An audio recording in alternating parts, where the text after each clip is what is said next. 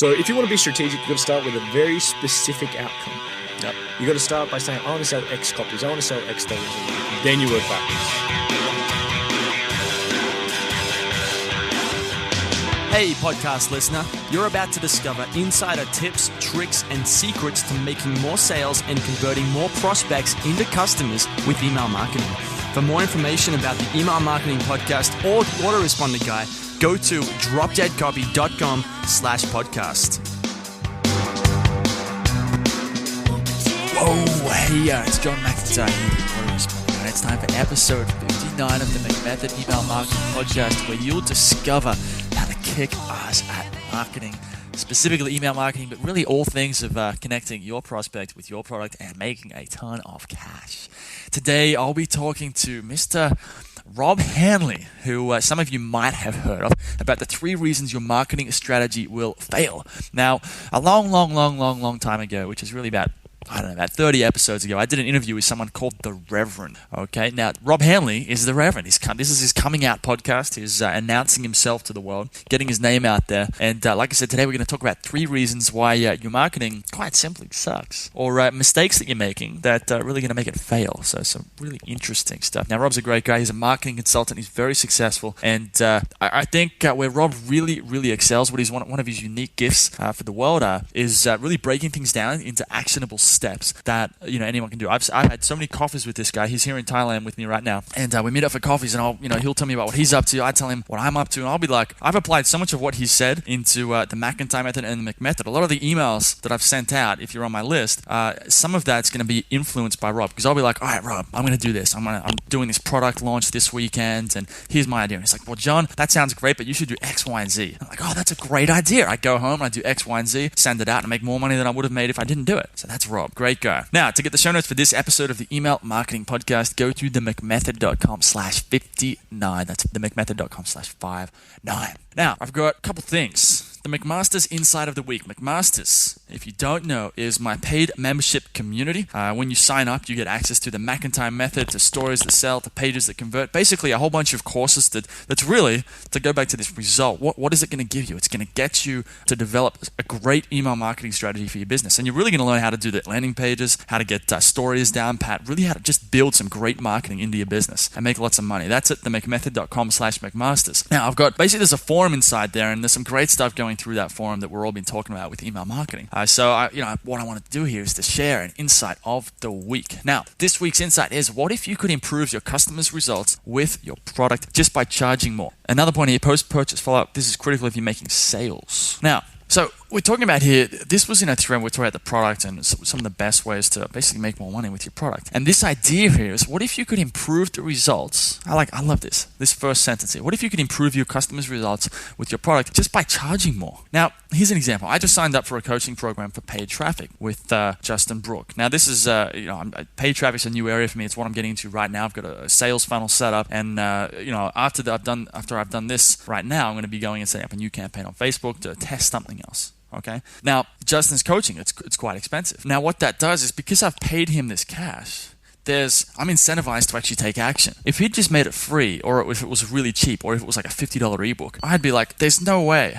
I'd be lazy, I'd procrastinate, because it's only $50. But when you're spending a couple $1,000s on something like this, it lights a fire under your ass to actually get something done. So that's what I'm trying to do here, is by spending more money, I'm going to get better results with the product. And I'm already seeing it happen right now. So think about that in your situation. What could you do with your product? How could you just charge more, right, and help your customer get better results, right? You're going to make more money, but forget about that for a second. Your customer, because they're spending more money, they're going to be more likely to do something with it. They're going to get better results, and they're therefore going to talk more to other people, tell more people about your product. Now, this isn't a panacea. It's not a magic bullet, but it's something worth thinking about, okay?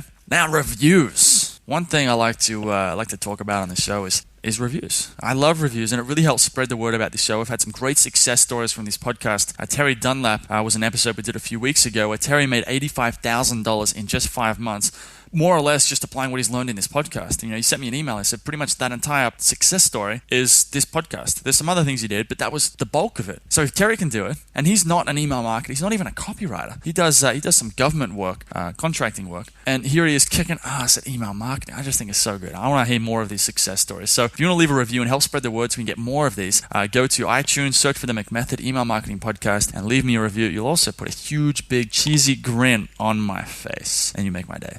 I got one listener question today. What would you do differently now that you wish you would have known when you started? That's very simple for me to answer right now, and that is paid traffic. I've tinkered with paid traffic over the last kind of 2 or 3 years, but I never committed to it. I never really got the mindset correctly, which is that most tests will fail and you just basically have to test your way to profitability.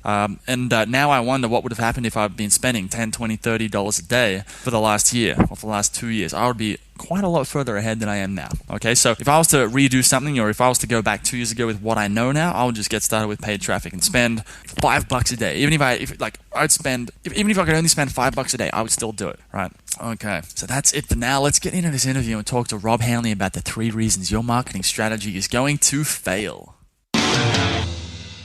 It's John McIntyre here, the Auto Responding Guy, and I'm here in a very, very soundproof room, not the usual spot. I'm here with a special friend who was on here about 30 episodes ago. He's a bit of I was going to say preacher before, but he doesn't really go by that title. He goes by the title The Reverend. He's a bit of a preacher, but the Reverend's really his thing. And today he's coming to give us a bit of a sermon about consulting and some of the reasons that, not just consultants, but some of the reasons that your marketing strategy will fail. So this is going to be for consultants, for business owners, and anyone who's trying to use marketing in their business, which is everyone.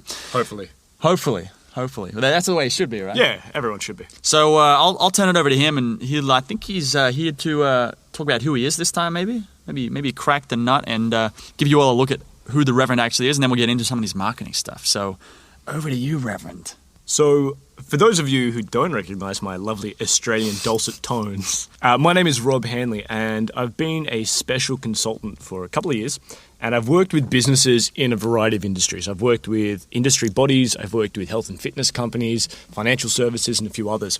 And it's been a really good experience, because it's allowed me to kind of see the commonalities of where people fail. And, everyone likes to think their business is special and unique, but the reality is, when it comes to failure particularly, there's a lot of commonalities, a lot of things in common. Mm-hmm. So that's the basic intro, I guess, Do I need to flesh that out? Do I need to explain some of the stuff I've done? John and I have worked together when he's done his launches. When he opens his products, we sit on Facebook chat. Down at Ristretto in Chiang Mai, drinking that coffee. Sipping that coffee, telling John to do things. John does things. Basically the way it works. We'll talk about that. We're going to do another episode, right? We talk about the different strategies where you're the scalpel, I'm the hammer. But we'll talk about that later. That's it. But today, let's talk about these 3 reasons that your marketing strategy, not you, but the listener here, why the listener's marketing strategy will fail. Because a lot of marketing does fail. A lot of marketing is terrible. Even when people go out and get good at copywriting and sales letters and all that stuff, they still fail to actually get clients or get customers. Get things happening. Just make money in general. So, what's number 1? Look, the first thing that I find to be the most common reason a marketing strategy, a marketing campaign will fail is that you actually don't know what's important. This sounds like no shit, but it's the objective approach. So let's say that you've got a business in the health and fitness space. Okay. Right? And this is a bit of a story about someone who I've recently been working with. I'm not going to tell you who they are, but well, that's for their privacy. Most of my clients are discreet. I like to keep it that way. But we were having a chat, and I said to him, what's the single most important thing that you can do to drive your business forward? If you could just do one single task every day, day in, day out, what would you be doing to make more money? Okay. And his comment was, I'd be speaking to people on the phone, because I know that everyone I get on the phone, I can get the majority of them to become a customer. Right. So then I asked him, all right, so what are you doing to get people on the phone? Nothing in particular, just hoping that they'll email and ask, hoping that they'll click a button and contact him. Yep. But the fact is, we as humans are really lazy. Mm-hmm. Our goal is to conserve energy. So if you don't tell me to do something, I'm not going to do it of my own volition. Yep. And we had a chat, and we basically spoke, and I said to him, right, here's the steps you got to take. Your goal from now on is everything you do is about driving people to end up on the phone to you, or phone with you, or getting one step closer to being on the phone with you. And again, it sounds so obvious, but when was the last time most people sat down and thought, what is the long-term objective here? What is the key task I need to do every day in my business to make money so I can keep running the business? Yep. And how do I get people to take that action? It's the simplest thing that you can solve. Okay, I like it. This reminds me of Perry Marshall's on the podcast about a month ago, and I got him on to talk about this 80-20 sales marketing book, which you've read, which I've read. Yep. And that really blew my mind because that's sort of like an end to this sort of topic of what's important. Is if you sit down in your business and your marketing and whatever you're trying to do, there are a few key actions that are driving all the growth, all the progress. And when you show up to work each day and you open up your laptop, you fire up the computer and you just do whatever's on that list without actually pausing to figure out what's actually contributing to the goal. If you don't do that, then you end up kind of moving around in a bunch of busy work. I'll give you an example. So I've got I've been using Evernote to manage my to-do list, and I've got a project in there called, say, the McMethod, 2.0 or something like that, the version 2 to-do list, and it's just got a long list of stuff. Change this on the website, change this, do that, and it's all good stuff, and it will all create a result. However, based on the goals I have for the business, I realized that reading this Perry Marshall book, there's only like a couple of things that are actually important, and we've been talking about this recently, that what's important right now for me anyway is building out a sales funnel and then firing up that sales funnel on paid traffic. Obviously that's what I'm doing. I'm just ignoring all that whole to-do list, which is I don't know how many pages long. I'm just not even looking at it and just doing this paid traffic stuff because I know that that's going to drive things forward. So I love this idea here is that people might be failing right now. They're not getting the results they want, but chances are, usually the solution is just one small thing. Like with our health and fitness buddy, that he doesn't need to do a whole bunch of stuff. He doesn't need to work harder or do more or spend more. He just needs to identify what's the thing that needs to happen and then do it. Now, for most people, a quick hack for most people is obviously it's sales. You can drop most of your attention everywhere else, and if you just focused on sales, get the money coming in the door, both from existing clients and from new clients, that's going to probably be the most important thing you can focus on, because then you can have revenue to hire other people. Then you can maximize the growth that you've already got the opportunity to take, right? Yeah. To have. So 3 things to think about for your most important task. If you don't know what that is it client acquisition, client maximization, or client retention? Well, let's talk about that first. What's client maximization? That's a big word. It is a big word. And I don't like big words. I mean, I'm not really like I'm a short word kind of guy. Short word? 5% guy? Yeah, I'm not a smart guy either. Yeah. No, you're smart. So basically, client maximization is how can you maximize the lifetime value of a customer? How can you maximize the lifetime value of a customer? How can you have them spend more money with you? And the answer to that is always obviously provide more value and more opportunities for them to purchase. So instead of flogging a $37 ebook and nothing else, setting up a back end, setting up other products to help them with other problems. If, like a recent guest you had on the show who's working in the security space. So he's got a front-end product. He's done very well with it. But what other back-end tools could he add? Could he help them by giving new network setups? Could he help them with other issues with security? There's a whole range of similar problems that he could help them solve. Yeah. Because he's obviously very good at solving that first problem.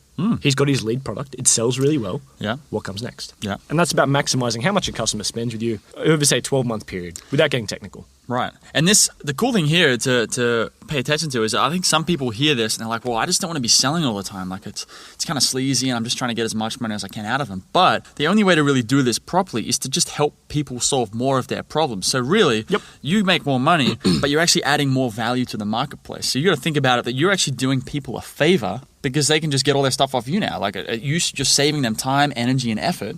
Yeah. And they're giving you money in exchange for it. I mean, the easiest way to think about this is if you own a car mechanic. So yeah, he does your basic service, but he'll also help you with your tires if you've got any issues with the engine. He'll also help you make it run smoother.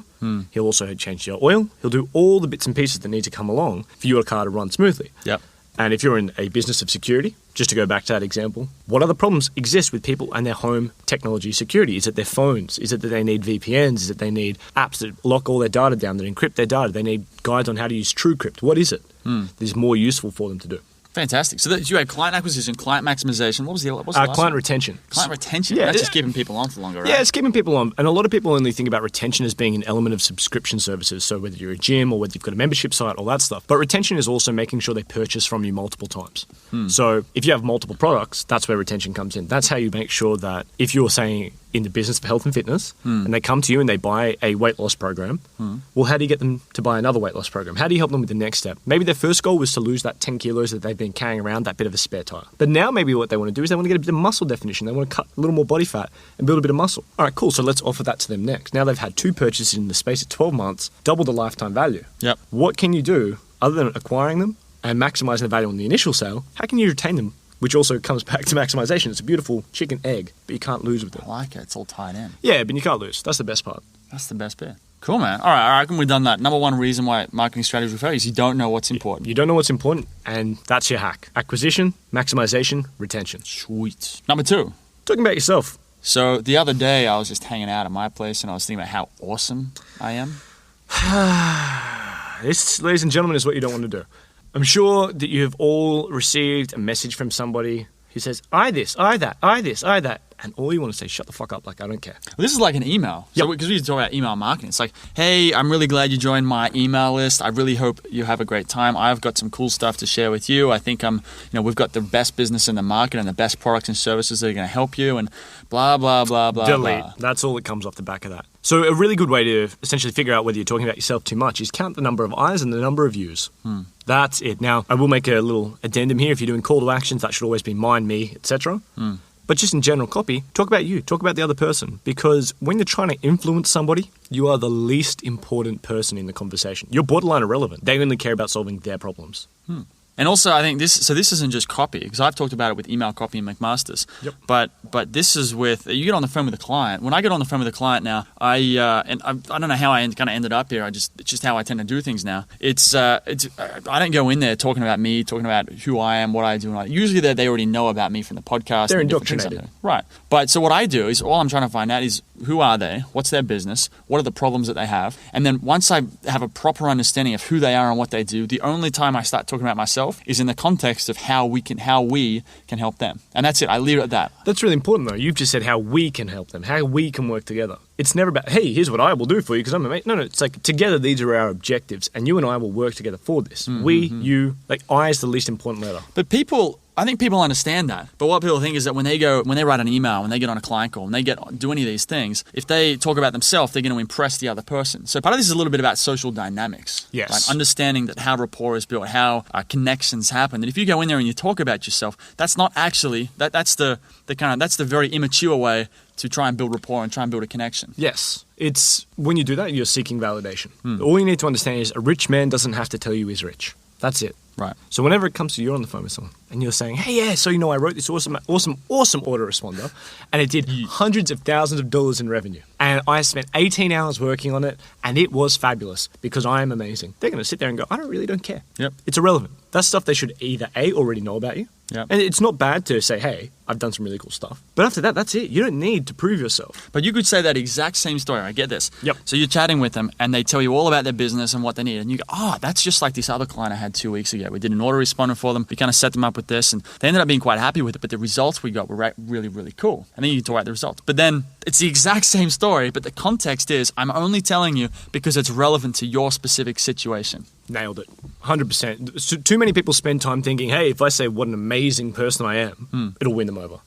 As you just said, you only give them those facts when it helps cement the trust, cement the authority, back up a point. Yeah. It's the equivalent of, look, if you're a guy, you've gone out before, you headed to a bar, you're trying to tell a girl that she should go home with you. In a nutshell, that's your marketing objective, bring it home. But let's be really, really blunt. If you go up and say, hey, so I'm a banker and I earn $250,000 a year and I drive a Ferrari and I've got this really nice suit that cost me $10,000 from Tom Ford, blah, blah, blah, blah, blah. She's going to look at you and ignore you and come to someone like John because he's going to talk about her and he's going to tell her about her world. And that's a really good takeaway is if you can demonstrate authority over somebody else's world, if you can show them that's all about them, you're light years ahead of the pack. Yeah. And that's the other thing is that we talk about, we're going deep here into it. We're going concept. But the other one is qualifying. Who's qualifying to who? So like if I go into a phone call and I'm talking to this client and I'm like, well, I've done this and I've done that. I'm qualifying myself. I'm trying to make myself good enough for them. Yes. Whereas if I just don't do any of that, if all I do is just eliminate that qualification to them, they'll start doing it to me because someone ends up doing it. So they'll start telling me about why they're a good fit, why they're a good business, why they're worthy to work with me. And even if it's not the case, even if they're a much bigger client than I've ever worked with before, I still want to create that frame, that approach, that context. You're using the words I love, aren't you? Frame. That's all those words. Love that word. All those words. It's very important. And someone always has to qualify to the other person. Easiest way to have someone qualify is shut up. Say less. Accept that you are the prize. You're the person who wins.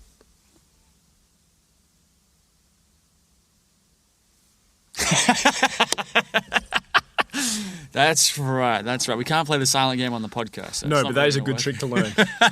The silent close, man. All right, that's a whole nother topic. All right, number 3. Oh, this is something different. Something that John and I are very different about. I've even taken my sunglasses off just to make this point. you're not being strategic. You are running around like a headless chicken. You talking about me? Or? I'm talking about anyone whose marketing will fail. Okay. If they're running around like a headless chicken, if they're throwing spaghetti at the wall, well, you're probably A, wasting a lot of effort, B, getting subpar results, and C, you're not taking a second to step back and do the calculations to make sure what you're doing is worthwhile. The equivalent would be if you go and grab a handful of spaghetti that's never been cooked, right? Just to go off the same old metaphor, and throw a handful of uncooked spaghetti at the wall, is it going to stick? No. Whereas if you take spaghetti that's been cooked for 5 minutes, is it more likely to stick? A little more. 10 minutes? A lot more. 20 minutes? Definitely. Mm-hmm. So the concept of being strategic is about going, right, like, what's my goal? What's my overall objective? Yeah. What are the resources that I've got? And how am I going to make this work? How am I going to bring this all together to achieve my objective, my outcome? Yeah. In a strategic way, minimizing waste and being as effective and impactful as possible. And efficiency is also important. That is my approach. Is if you're not being strategic, if you're not thinking, all right, so I want someone to buy something from me, well, instead of just sending out a sales email, I should send them some good content first, some goodwill. Right. Some stuff they can use. Send them 3-4 emails, get them indoctrinated, understand the concept of reciprocity. Yeah. Once they start getting invested in me, and they say, hey, by the way, that's really cool that you want to save for retirement. Here's something that I put together for you. It's a really straightforward guide to using your 401k, if you're an American, to invest for your retirement. Okay. I've provided you this other information. They know that you've provided them this other information. Never tell them how great you are. We've already discussed that. But then they will be more likely to purchase from you because they've seen the quality of your work. They've gotten results already. They feel better off. Yep. And there's no selling issue. It's just like, hey, if you're interested, you found this valuable, I've also got this really cool book. Mm-hmm. Check it out. This reminds you of like, you wake up in the morning, you open your laptop, you got a to-do list, you got stuff to do, or you go to your business, you got a meeting. There's all these different demands on people to go and do different stuff in their life, and it's very hard. And this is very relevant or very timely right now. I'm going through a Tony Robbins program. You told me about Time of Your Life. That's it. And he talks about he's got a little system that he calls. I mean, they always do, right? There's always a little acronym system thing. But anyway, part of his system in this course is know your outcome. So you can wake up in the morning and you can open that laptop and you can just start firing away. You know that your strategy might be to just execute, get lots of shit done. Move fast and break shit. But I think that's a great strategy, but you got to do it right. It's a dangerous strategy. You know what you're trying to break. Exactly. But so you might just get up and just do a whole bunch of stuff. And I've done that for a long time. But what you need to do is like people have a rough idea of their outcomes. Like I want to make more money. But what would be more powerful is to really think, all right, so I want to make more money. So if I want to make more money? So we start make more money is a 40,000 foot perspective. So what's 35,000? It's like I want to make more money with the website. Yep. It's like, well, then you keep coming down. You're working your way backwards from that outcome. What needs to be done? Exactly. And so you end up going, well, I don't actually need to do this fucking logo. I don't actually need to do this website. I just need to make some phone calls. Like our buddy, this health guy, right? He doesn't need to go and twiddle with his website or hire VAs or write copy or any of that stuff. He needs to do two things: put a button saying apply for more information or coaching, and start following up. Just sending an email out to customers who have already purchased from him, and saying, hey guys, I'm offering some coaching. Done. That's it. That's the kind of stuff. Like I'm a big proponent of the yellow legal pad. Phone, yellow legal pad, that's all you need. I can see that. We've got one, what is that, one right next to us? Right next to us. Yellow legal pad and black pen. You had to have that shipped out from the US, I heard. To Dr. Rob, right? To Dr. Rob. Dr. Rob received a package from Andy Fawcett from goldmedalbodies.com. I love that guy. He took good care of me, man. I made a comment on Twitter that the easiest way to get my attention is with yellow legal pads, and Andy pulled through. I opened the door on Monday to a frantic Thai lady knocking on my door, and she had for me a specially shipped package from Hawaii. Of yellow legal pads. That's the sort of thing you want to get knocked on the door for. I don't want to wait. I hope it wasn't like 6 a.m. in the morning when you're still sleeping. It wasn't. That's good. But we're a bit off topic. Just a little bit. It's always a bit of fun like that. But anyway, so let's go back to being strategic. That's it. That's correct. You've got to be strategic. You've got to be strategic. You've got to know your outcome. You've got to work backwards. So this ties into this. You've got to know what's important. So you know what's important. They're talking about yourself. That kind of comes That's friction. That's friction. That's going to get in the way. Right. And then you be strategic. That's like once you identify, you got to identify what's important and you got to do it. Right? Yep. So point 1 and point 3, or mistake 1 and mistake 3, are very, very interrelated here. And the best way to do this is to think, I reckon everyone should go out and read, go and listen to podcast with Perry Marshall on the 80-20 principle, because that was what really kind of made it click for me. And then go buy his book, 80-20 Sales and Marketing. I've been telling everyone to buy this, but this is what will get you looking at your business, whether you're a consultant or you're selling products, to really think that there's a small amount of actions, a small amount of things that you can do or focus on that are going to get you most of the results. But the crazy thing doing is imagine like our health buddy, right? Let's give an example. So let's say before he met you, he was doing maybe one phone call a week because he's like, well, that's important, but I've got plenty of other stuff to do. I've got the website to manage and all that. And then sits down with you and you guys talk about, well, what's really important right now? He's like, phone calls. So he can straight away, one thing he can do is eliminate basically most of the stuff he's doing. You just make that one phone call a week and you just keep kicking along making the same income. However, now that he has all this extra time, he can reinvest that time or reallocate that time into making phone calls. So not only has he eliminated most of his to-do list, he can move half of that extra time into this phone call task. That's it. Then he's going to grow his business rapidly. He's going to have more free time as well. So he's just going to be having the time of his life. And this is what happens when you figure out what's important, because you can reallocate the time you gather from elsewhere into what's important. You get a higher return on investment. That's it. It's so exciting, man. The one thing to really keep in mind with this, as well as specifics. You need to be specific. So you mentioned earlier, someone might be like, oh, I want to make more money. Well, make more money is not specific. $1 is more money than you're currently making.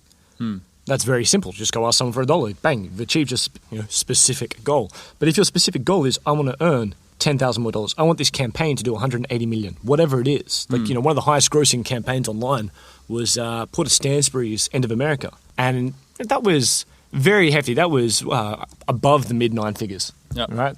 I'm not at liberty to say what it was because I don't know what it was exactly. But I do know that it was well and above that mark from all things that I've been told, all reports. But they didn't start by going, we're going to make some money off this. They probably sat down in a war room, whiteboard, desk, a bunch of them sat around, was like, what are we going to achieve with this? And then they worked backwards. So if you want to be strategic, you've got to start with a very specific outcome. Yep. You've got to start by saying, I want to sell X copies. I want to sell X dollars of revenue.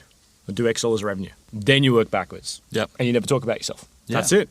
All right. We got time for this one more bonus tip that we got written down right here in front of us. If anyone's listening, we do have a cheat sheet. That's how we're making this flow so nicely from one point to the next. No tangents at all. So anyway, let's get on to this point. Persuasion versus influence. We'll make this a bonus tip. We'll keep it quick because you just mentioned being specific. That's what reminded me about it. And this is where you think, what's your outcome? Are you trying to persuade someone to do something? It means you're starting off on the back foot. Yeah. If you're thinking, when I was younger, I really wanted to be the most persuasive person on the planet, get people to do anything I wanted them to do. Yeah.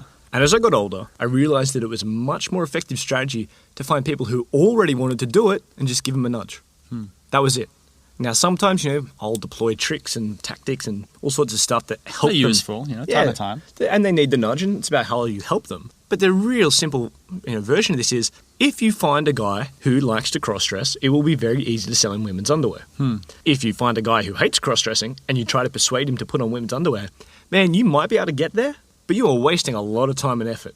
So this is the difference. Persuasion automatically assumes that you are starting off on the back foot. You have to cajole someone and play all these tricksy games. But if you're an influencer, if you say less than is necessary, if you know the person and it's all about them, and you know where their interests are, first of all, you'll only pick targets who can be influenced. And second of all, it'll be a lot easier to influence them to do the certain specific outcome you want them to.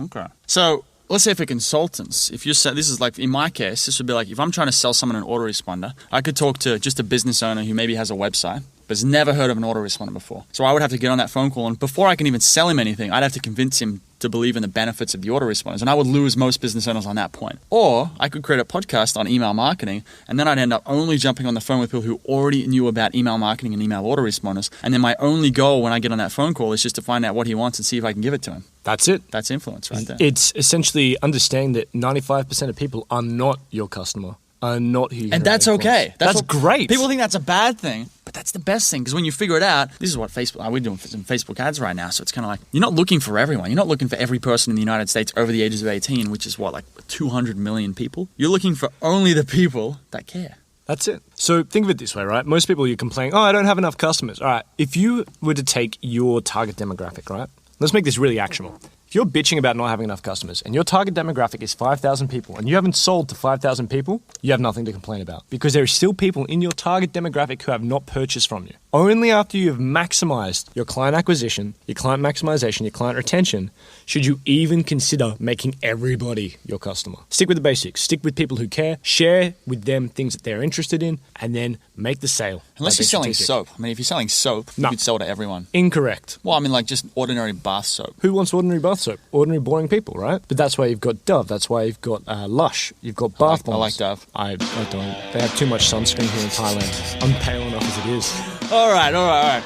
we'll wrap it up here. We've got a call to action right here, and that is... Contact me. If you're a business owner, if you're interested in finding out how you can do the things that we've discussed on this call, contact me, robhanley.com. So robhanley.com, there's a list there they can sign up to, and there's a form and all that wonderful stuff. Yeah, you can reach out to me. By the way, it's Hanly. There we go, robhanley.com. I'll have those links in the show notes at themcmethod.com. Thanks for coming on the show, Rob. We'll see you again in a couple of weeks. Yeah, we'll speak soon. Sounds good. Hey everybody, thanks for listening. If you want to discover more insider tips, tricks, and secrets about driving sales with email marketing, sign up for daily email tips from the autoresponder guy. Go to dropdeadcopy.com/podcast. Sign up, confirm your email address, and I'll send you daily emails on how to improve your email marketing and make more sales via email. You'll find out why open rates don't matter and the 7-letter word that underlies all effective marketing and much more. So they say our hearts on fire.